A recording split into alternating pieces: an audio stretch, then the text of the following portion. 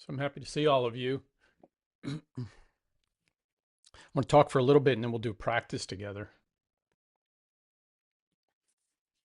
I'm currently taking a 12-month course called A Year to Live. It's based on the book of the same name by Stephen Levine. I'm 3 months into the course and we're talking about fear of dying, fear of death itself, and fear of fear. And in that chapter on fear of fear, Levine says all fear has an element of resistance and a leaning away from the moment.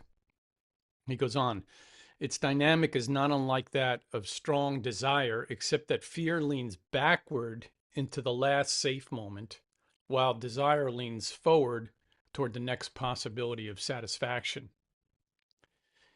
But each lacks presence. Each is a form of attachment, whether it's positive, grasping, or negative, pushing away. So both this clinging and condemning ensnare us in this kind of fight or flight relationship to the object of awareness. And that produces these states of consciousness.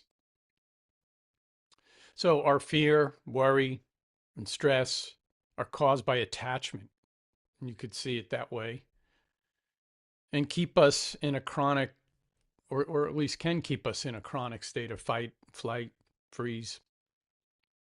So recognizing these patterns of thinking and reacting is critical to our ability to make some changes. Levine says we need to explore the moments in its unfolding, noting its preferences and patterning, its process and dynamics.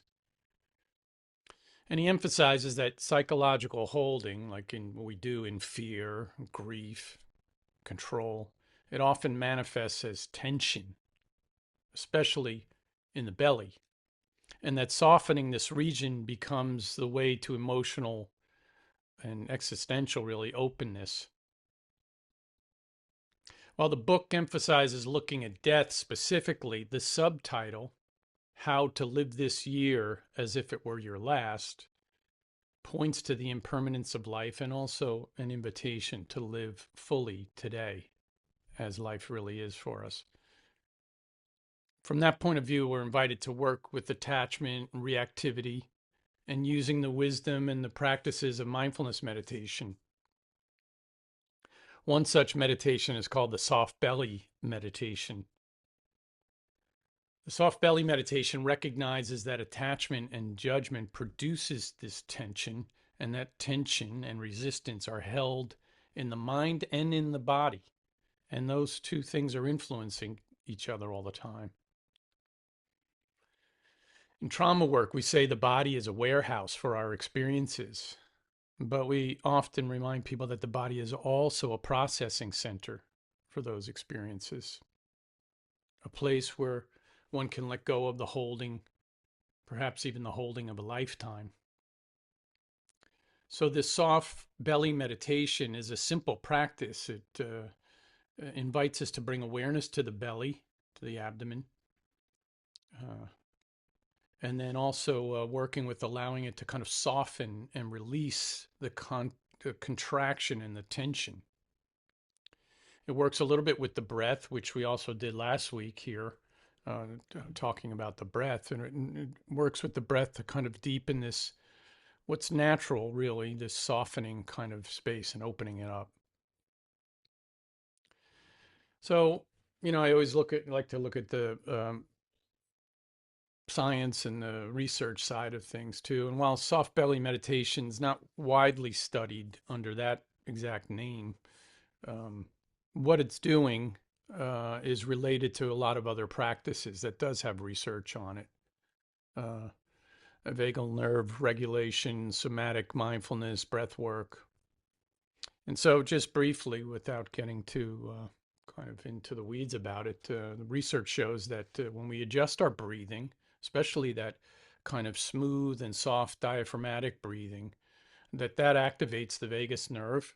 That's that nerve system that signals to the brain and heart and digestive system, and it's part of the parasympathetic response, And it does reduce that fight or flight activation. So that kind of meditation and working with the breath is known and is shown in the research to relax and soften, and also soften our emotions. So that helps with a lot of emotional regulation, that we can kind of quiet the whole system down. You know, the amygdala gets quiet, the prefrontal area of the brain, kind of where we do decision making and all, kind of comes on in a certain way. Um, and one other thing that we see in the research from these kinds of practices, somatic based, breathing based, softening based, that it improves what's called interoceptive awareness, which I've talked about in past gatherings here. But you know, that interoceptive awareness is the ability to notice and even interpret and respond to kind of the internal signals in the body, like the heartbeat, the hunger sensations, um, when even it's time, when how you know that it's time to go to the bathroom, even though that's all interoceptive awareness, that we're aware of the functions of the body and we can respond to them. Sometimes that's called the sixth sense, and it's crucial for emotional regulation and self-care. Um, so we can say that the soft belly meditation is a somatic mindfulness practice, and really all mindfulness includes the body, but it's one in which we intentionally relax the abdominal region while attending to the breath, and in doing so, it can help reduce physiological, psychological tension, increasing emotional openness, opening up space and tolerance, and also supporting this present moment awareness without judgment, which is another word for reactivity, is judgment. So let's practice this soft belly meditation together. I'll take us through it, and we'll have some time toward the end of it to just kind of have open awareness. So, like all of our mindfulness practices, you know, we it's not just in the mind, you know, it's in the body. So we attend to the body first in the meditation by, first of all, choosing a posture, seated or lying down. It's good if you're in a posture where the front body is kind of open, particularly in the abdominal region. And if you're sitting, that the body is, you know, upright but not uptight.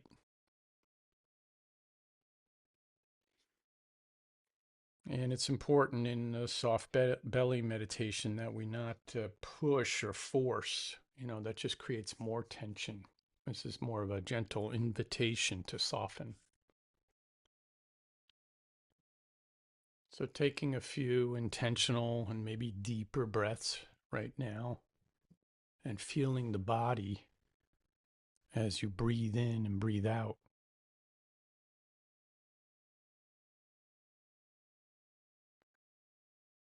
And noticing the body expanding and releasing with each breath, maybe most pronounced in the abdomen and the belly, or in the chest, or in really throughout the body.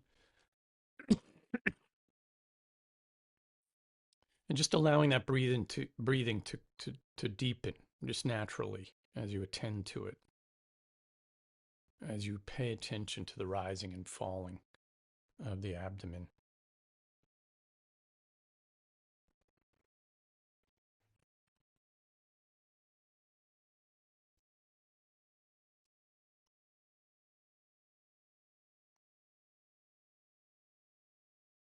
And see about allowing your awareness to receive and notice the beginning, the middle, and the end of each in breath, end of each out breath.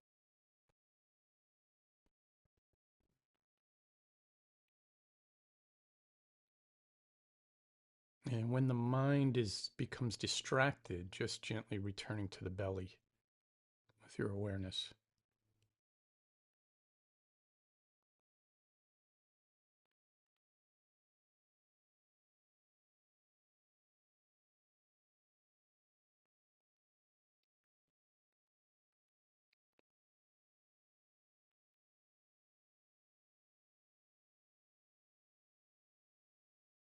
And noticing the constantly changing flow of sensation with each inhalation and each exhalation.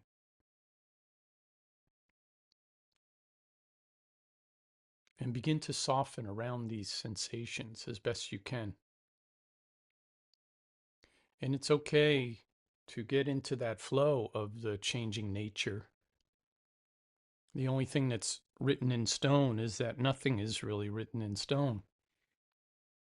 It's always changing and moving. So um, that's an invitation for us to not try to hold on to a sensation that we particularly like, or to push away and reject a sensation that we don't particularly like. And in that sense, the non-judgmental awareness that we can begin to soften around these sensations.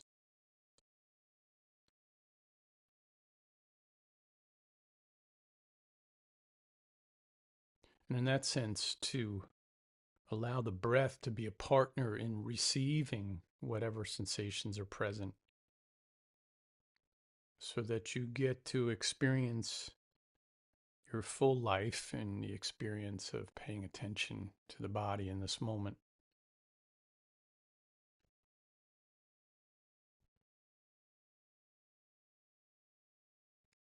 And you might add a kind of mental label to this kind of awareness and this kind of breathing and this softening in the body.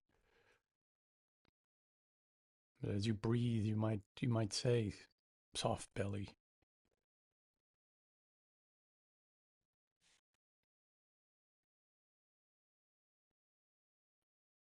Softening in these areas that have held fear, stress, tension, perhaps for a long time.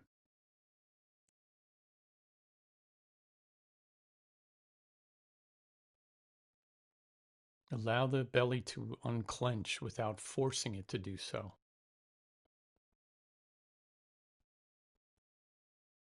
And even just a little bit of softening.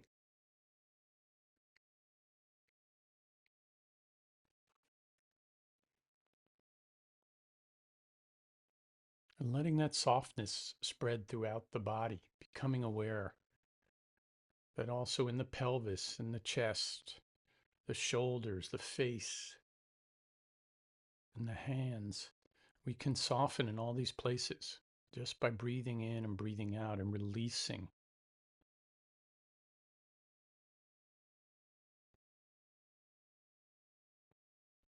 And even the contraction or tension or tightness in the mind can soften. Noticing the emotional tone, anxiety or fear or grief or resistance, and let all that go and let that soften.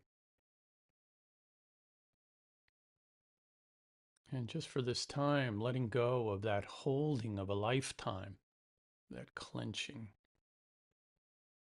that resisting, and instead just letting go into soft belly.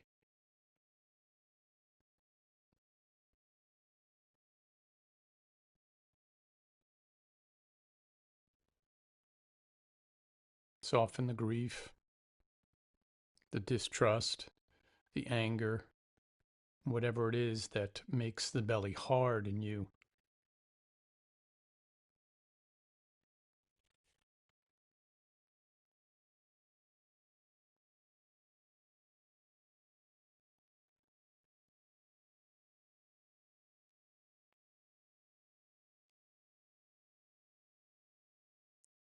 And you might see this practice as a kind of layering, levels and levels of softening, levels and levels of releasing.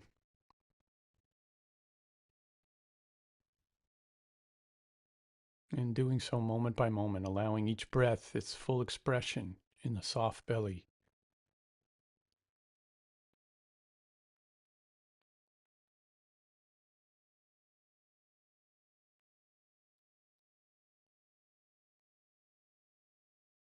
Make it an experiment.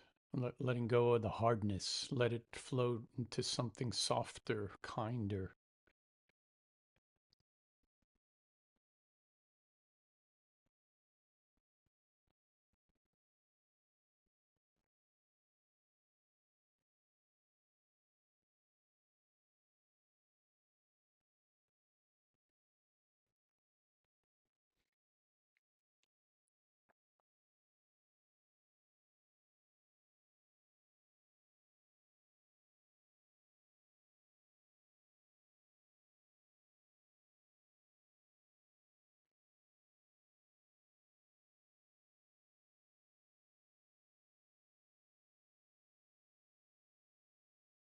Paying attention to the natural inflow and outflow as the belly fills and releases.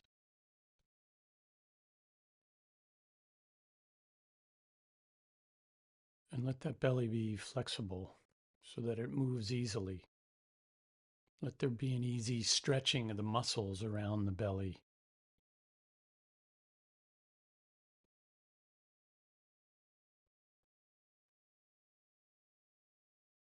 This is a practice of attention and intention. And those two words, attention and intention, share the same root word, tendere, which means to stretch. So be intentional about your softening and stretching and paying attention so that we don't have a stranglehold on trying to keep the mind in a certain place or trying to have the body be a certain way. Just let thoughts come and let them go, floating like bubbles in the spaciousness of soft belly.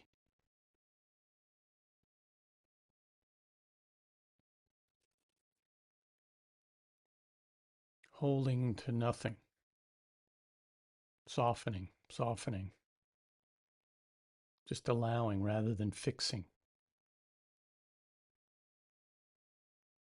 And let the healing in, let the pain go, let the tension go.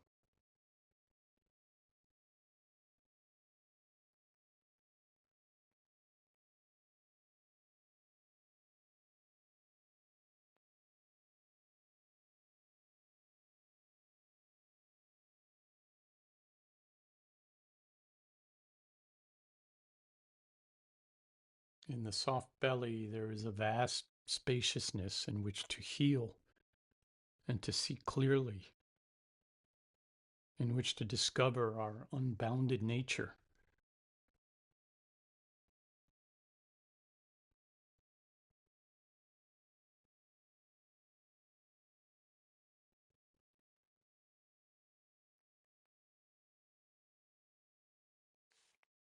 Continuing to practice for the next couple of minutes, this soft belly practice, and notice when you're getting entangled, caught up, contracting, and just return to the softness, the spirit of softening, of non judgment, which includes acceptance, kindness, and a sense of belonging.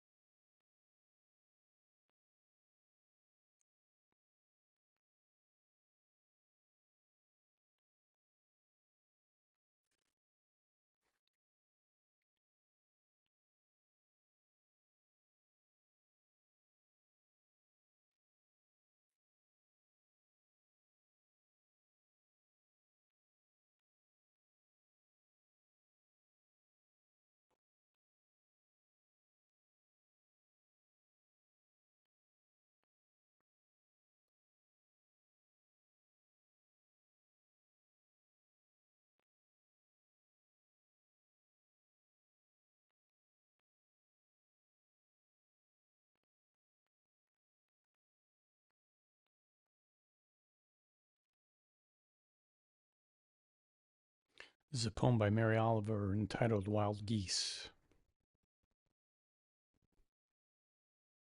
You do not have to be good. You do not have to walk on your knees for 100 miles through the desert repenting.